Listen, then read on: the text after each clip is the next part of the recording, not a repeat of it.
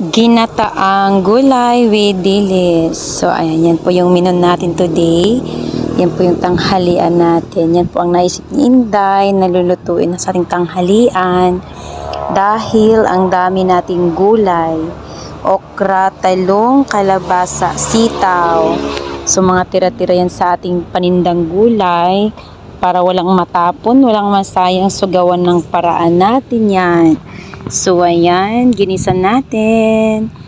Ayan na siya. And then, ang lahok natin dyan ay yung tuyong bulinaw in Bisaya. And then, malunggay. So, ayan, hiningi ko yan sa kapitbahay dahil marami sila dito at wala pang daon yung amin.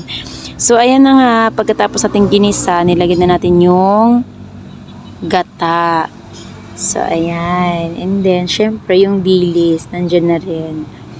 So, mikos-mikos lang natin ulit hanggang maghalo-halo ang lasa. At, lagyan natin ng panimpla pampalasa. So, ayan. Sobrang sarap. Makakadami tayo ng kanin sa ating tanghalian for today.